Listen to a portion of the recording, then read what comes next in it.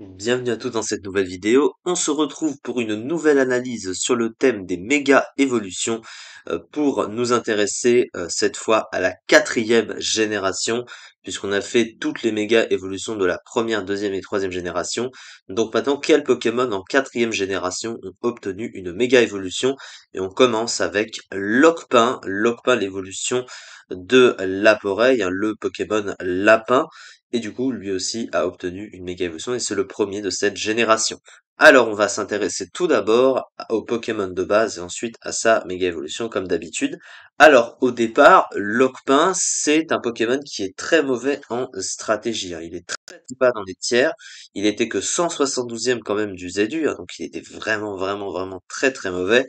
Et on va déjà comprendre pourquoi. Alors déjà son type, hein, qui est un peu le problème, il est de type normal. Et le type normal, c'est un très mauvais type stratégique qui n'apporte rien, autant défensivement et offensivement. Il a qu'une immunité spectre, pas de résistance au tour et qu'une faiblesse au type combat extrêmement gênante, hein, puisque c'est un des types de coverage les plus populaires du jeu et qui est donc stable, super efficace sur le type acier.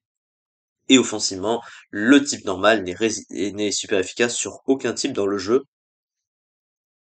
Alors que le but d'un type, offensivement, bah, c'est qu'il apporte une utilité offensive, hein, clairement, et donc d'être super efficace sur des types, sauf que c'est pas son cas, et en plus de ça, il est résisté par les types roche et acier, donc notamment le type acier.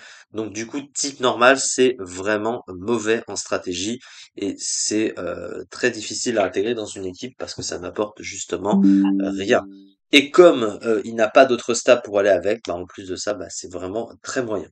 Au niveau de ses talents, alors le premier c'est Joli Sourire qui donne 30% de chance de rendre amoureux le Pokémon, mais uniquement s'il est évidemment de genre opposé et s'il prend une attaque de contact.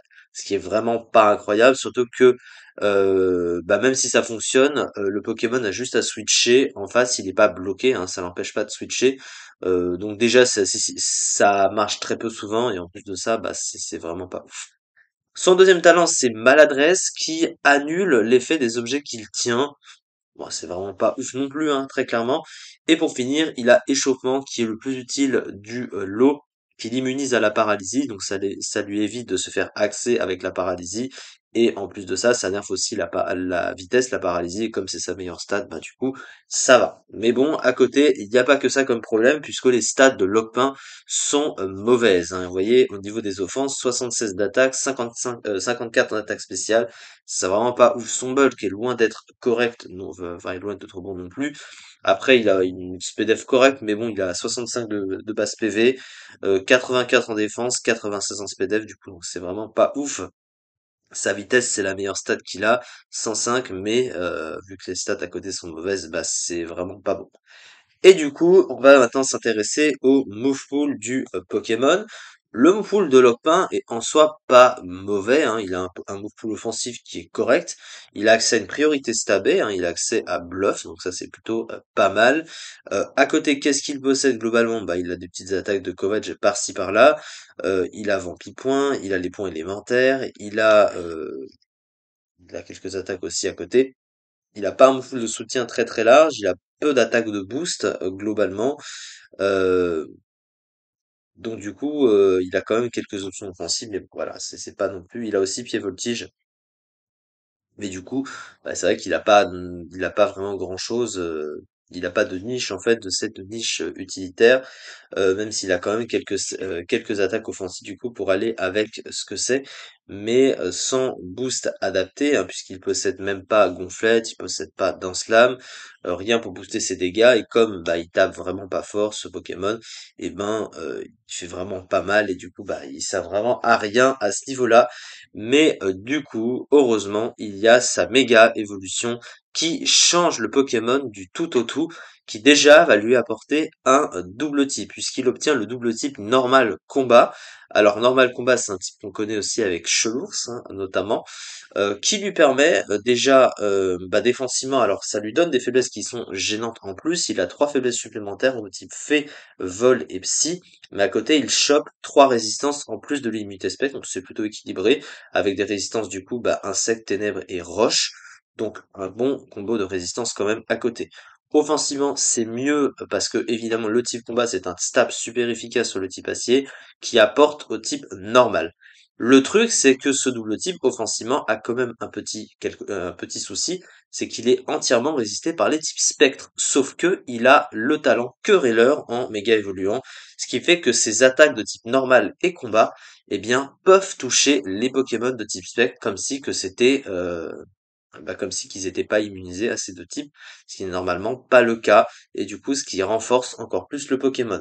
Surtout qu'à côté, eh ben, il a reçu des boosts de stats énormes, hein. Il a plus de bulk déjà, hein. Il passe à 94 en défense, 96 en SPDF, ça reste pas incroyable non plus, mais il est un petit peu plus bulky sur le physique. Son attaque spéciale ne change pas, mais par contre son attaque il passe de 76 à 136 quand même. 60 de boost dans une stat, c'est énorme. Et il passe de 105 en vitesse à 135 en vitesse, donc il est beaucoup plus rapide, il tape beaucoup plus fort, il a un double type meilleur offensivement, avec Querelleur qui touche les spectres aussi, donc clairement c'est bien meilleur et ça permet du coup de rendre le Pokémon beaucoup plus fort. Et grâce à ça, quand même, il passe de très mauvais en ZU, hein, rappelez-vous ici, à euh, 33e place du coup de l'overuse d'un 5,33%. Donc vous voyez, il a fait un bond énorme dans les tiers parce qu'il est devenu beaucoup plus puissant et il peut aussi menacer les Pokémon de T-Spec comme je l'ai dit. Du coup, rien à voir avec ce qu'il était avant, qu'il a vraiment beaucoup profité de cette méga évolution. Alors, l'affiche stratégique de l'Op1, une très bonne vitesse, un bon bouffoul tant offensif qu'en soutien, mais bon, il reste quand même assez limité. Deux talents exploitables, maladresse et échauffement, mais maladresse c'est pas vraiment très utile. Des défenses correctes, une attaque médiocre et une attaque spéciale inutilisable qui empêche l'Op1 d'exploiter convenablement son bouffoul offensif. Et du coup, bah, Mega Lopin, excellente statistique en attaque et en vitesse, très bon talent querelleur qui lui permet de toucher les Pokémon Spectre avec ses stabs, double type excellent offensivement avec accès à des attaques de priorité, large move pool, statistique en point de vie un peu juste, faible à des types courants en Overuse, Psy, Vol, Fée, manque un peu de puissance contre les équipes offensives. Donc voilà ce qui a permis à un Pokémon qui est très mauvais de devenir beaucoup plus joué grâce à une méga évolution comme d'autres méga évolutions qu'on a déjà vues. C'est ça pour cette vidéo. On se retrouve pour les analyses suivantes puisque après moult décalages, du coup, je n'ai toujours pas fini cette série et il va falloir la finir, et il en reste encore des vidéos à faire, mais ne vous en faites pas, ce sera prochainement fini pour passer à la suite. Merci beaucoup en tout cas de m'avoir suivi et à très vite pour la suite de ces analyses.